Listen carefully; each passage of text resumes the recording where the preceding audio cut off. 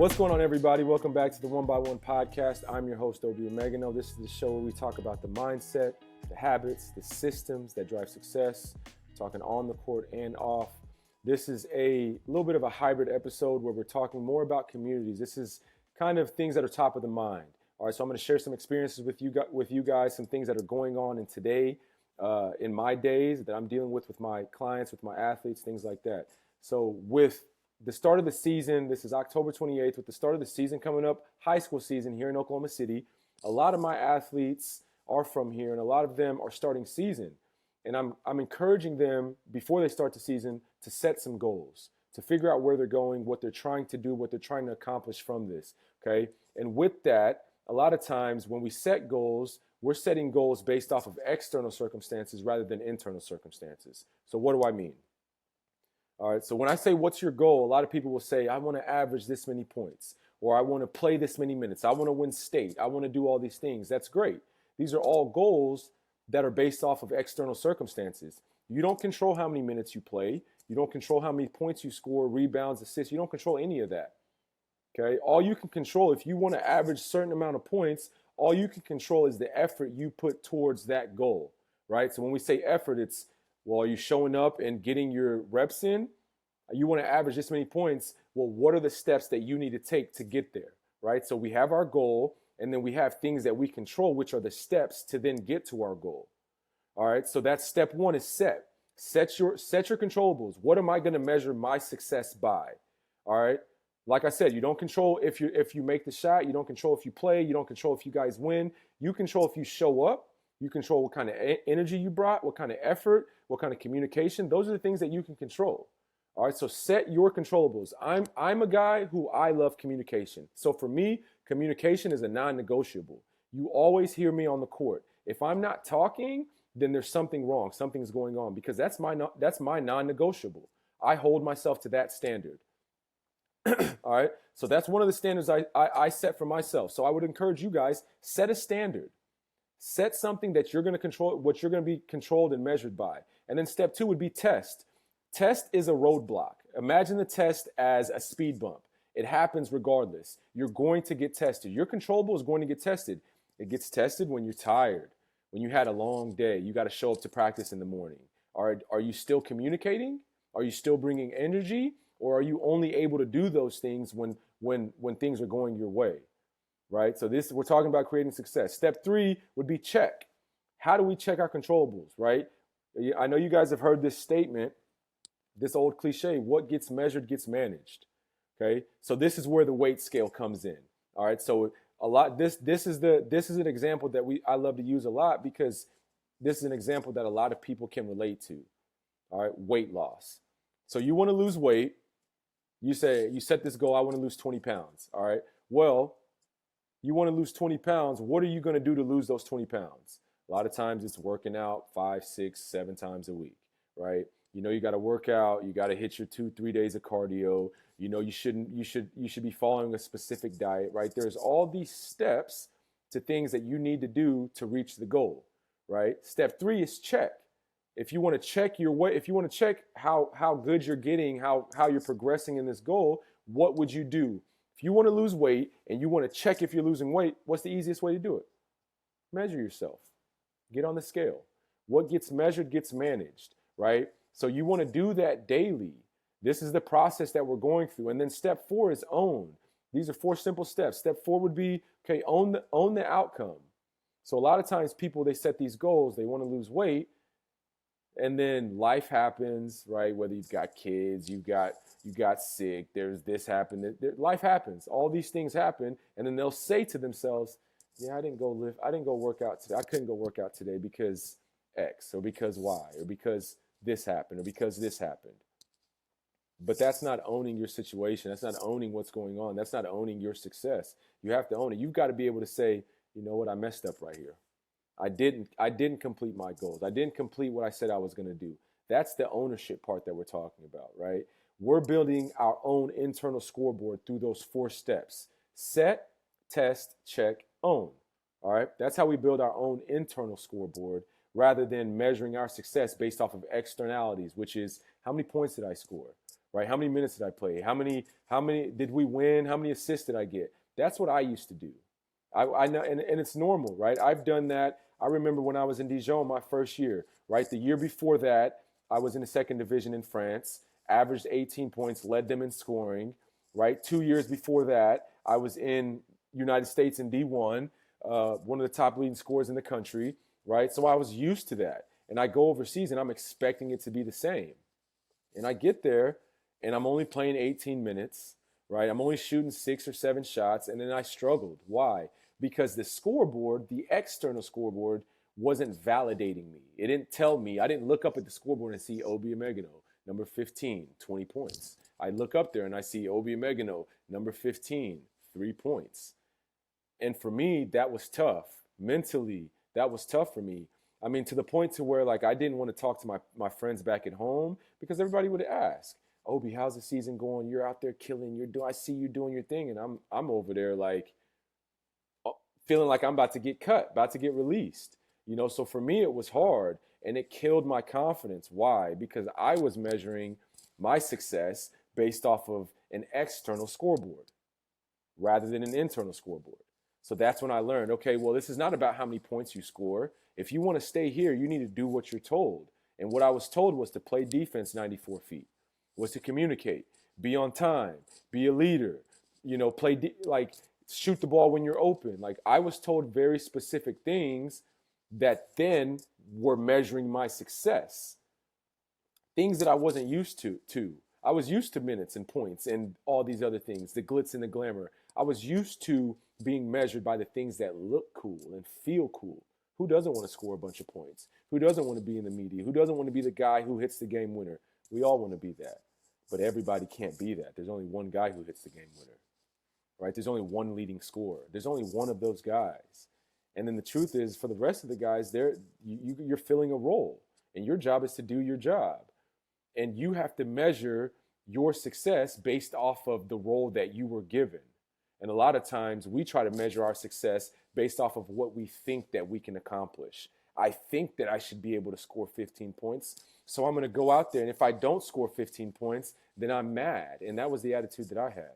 And I had to, it took for me to get to the professional level, to then face that adversity, to realize, oh, I'm measuring the wrong things. These people don't care how many points I score. They don't care about that. They care about how good of a teammate I am. They care about if I'm helping other people win. They care about if I'm clapping, if I'm diving on the floor. They care about the energy that I'm bringing. And so that was a huge lesson for me. So when I talk to athletes now, when I talk to my clients now, I ask them, what does success look like to you? What does it look like? And a lot of times they'll say things and I'm like, well, that's not fitting for where you are right now. I understand having these huge aspirations, but to aim for, right, that's your goal. We're aiming for that. But to get there, there are steps that we have to take. We've got to set the controllables. They get tested. Then we've got to check the controllables. And then we've got to own the decisions that happen after, right? There are steps that we've got to take to get there rather than just saying, it's not black or white. It's not, I did this, so it means I played well. It's not that easy. There's a whole, collection of items that then go into you playing well. But a lot of times we just want the social media gratification. We just want the people to see us and say, yay, Obi, right? But that's not what it's about. It's about you progressing at your own pace. And to do that, you have to measure your success internally by yourself. That's it.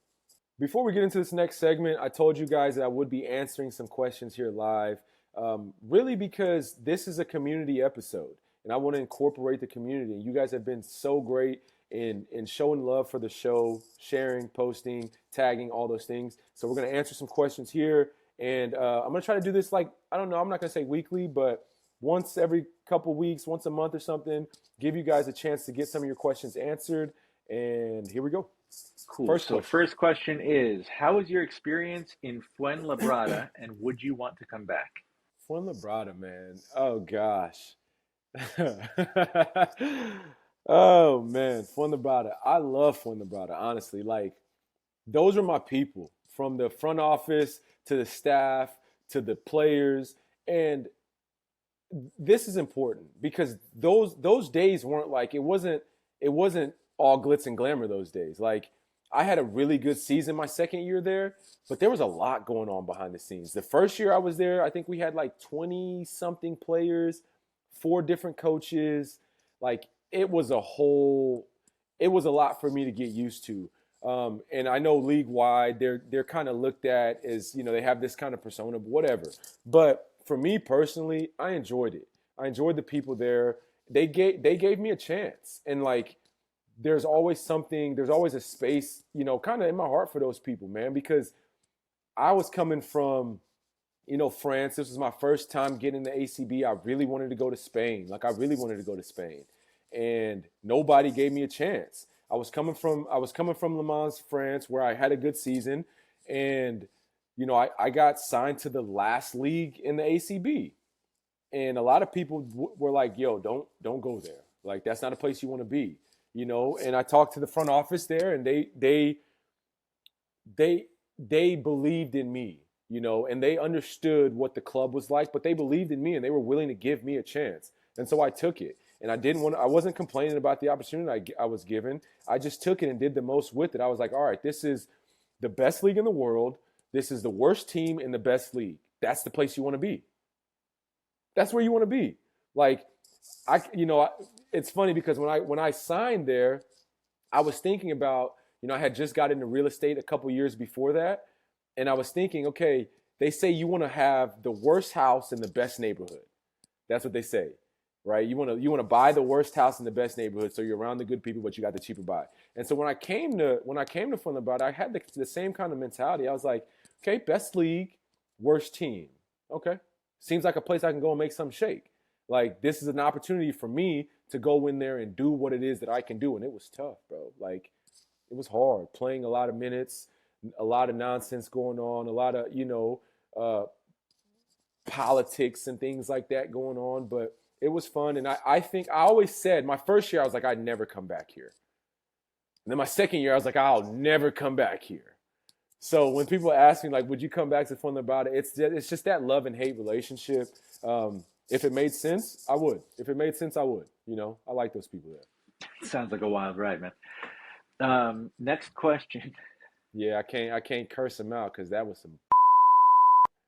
it was some real shit at Funabata, boy. I tell you what, my goodness. But like I said, man, it's along with all the stuff that went on, bro, I had a good time. Like, I worked hard. There was ups and downs. It's like when you look back on and you had some of your toughest moments, those are your best moments. That's how I look back and see Funabata. It's like, I hated my time there, but then I loved it at the same time. I worked so hard. We were playing one-on-ones during like the last month of season. We're playing one-on-one full court, which is crazy. Like, you don't do that. We're taping practices. I say tape, like ankle tape. So when you say you got tape practice, that means it's a hard practice. Non-tape is no contact. Cool, we come in there, we shoot, we move around. So normally you have a non-tape practice in the morning, shooting, plays, maybe a lift. Then you got the hard tape practice in the afternoon. Depending on what team you're on, though, if you're not doing good, you're going to have 2 tape practices a day. And that, my friend, is not fun. So that we were doing that, man, but we were at the bottom. We were the last team in the league, and I'm over there playing the entire game, and body is dying, and everybody's body's dying at that time, though. So it's just part of it. It's a love-hate relationship. So next question is, Obi, I didn't make the team this year. What do I have to do to make sure I make the team next year? Ooh, that's a good one. Wow. That's a good question because it depends. There's not really one answer that fits, but there are some steps that I would tell each person to take. And number one is to figure out where you went wrong. Number one. I mean, that's it. Like, figure out where you went wrong. A lot of people, they don't make the team, and the worst thing that they can do is they have their parents telling them they should have made the team, the coach made a mistake, you're better than that. Worst thing you can do from a parent, from a friend, from a supporter's perspective. somebody fails, you don't tell them that they were wrong. You tell them, well, you failed because there was something that they wanted you to do that you didn't do. So now figure that out and go do that. Right. And so that it sounds like like I'm not going to tell you, well, you need to go and shoot this many shots because maybe that's not, maybe that's not where you are. You need to go figure out what it is, why you didn't make the team. And it's probably, and I'll just tell you why. Most of the time, if you don't make the team, it's because you're not communicating, you're not playing defense, you're shooting the ball too much. Like though, you're not playing hard. Like those are the common things. And it's a lot of times if somebody isn't playing, that's why. It's not a secret. You're shooting the ball too much. You're an offensive liability, which a lot of times that happens with guys who think they're better than they really are. Your offensive liability, you're not playing good team basketball. Okay?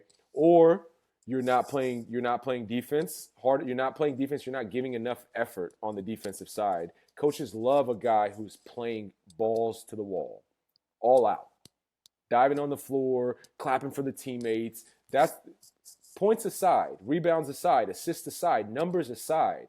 Do the things that aren't measured. Do the things that aren't on the stat sheet, but that's what nobody wants to do. But the person who does it is the one who makes it. Nobody wants to do it, but the one person who chooses to do that is going to be the guy who makes it. Almost always. Almost always. So be a good teammate. Like, get outside yourself. Don't worry about me. Go help somebody else. If we're not being successful, a lot of times we're worried about us and us and us. Go help somebody else. That will help bring out your creativity. That will help bring out your value, and that will help the team overall. I don't know if that's a sufficient answer, but Solid answer to me, man. Next question, I think, is a fun one. When are you going back to Nigeria? man, I would love to go back. So you guys know, like I was not able to go back because typically my family goes back during Christmas, and during the season, I mean, Christmas is like we're playing on Christmas Eve or Christmas Day. You know what I'm saying? And so there's no time for vacation. But when I joined the national team, I was then able to go back, and we would go and do training camp there and have tournaments, and not just Nigeria, but like you said, Africa. I was going to Uganda, Mali, Ghana, like just being able to travel my home, which was priceless for me, man. But no timeline on when I'm going back. I would love to go back soon, though. That's my home. That's the land. I love being there, and any opportunity that I get to go back home, I will. Cool. And finally, this one's from me. When is the next clothing drop? Ooh. You know, I've been going back and forth. Like obviously building a business, you've got to allocate your resources. And when the clothing stuff started, it was great. I was overseas. I had a lot of time, and a lot of my time was just spent designing. And being back home now that I'm really like boots on the ground and trying to get the map up and running, get it to where I think that it should be and can be. The clothing stuff has kind of not been put on the back burner. I'm still designing. Like I still have my folders that I'm designing things and stuff like that, and ideas that I have that I'm kind of like putting on the back stock. So when it's time to go, we can just pull those out. But that and looking for a creative to take over that side, to come on board with the team and take over the merchandise side while we're building the other things would be ideal for me. So honestly, I haven't done that because I've been looking for somebody to bring in to then help uplift the brand and merch side. But I'm really curious, man. I've got a lot of people that are asking about the affirmations t-shirt. A lot of people asking for the Love Yourself t-shirt. That's the Self-Love Club collection. And so I'm really considering rerunning those two for sure. So when the time comes, those two will probably be the first two to go. Do you want to close it down? Yeah, man. That's it. That's it for today. Thank you guys for sitting in and joining us. This is, I don't know what we're going to call this, but this is our community talk. Think of it like we're sitting in the barbershop, opening up on some conversations, some things that you guys want to hear about, you guys have questions about. This gives me a chance, an opportunity to come in here and answer those questions and give you guys some game. So if you have any questions, send them to me. Drop them in the IG, Obi Emegano. Drop them on X, on YouTube. You know, you guys know we're on YouTube heavy as well, so make sure to follow us there as well. Go subscribe, and we'll see you guys next week.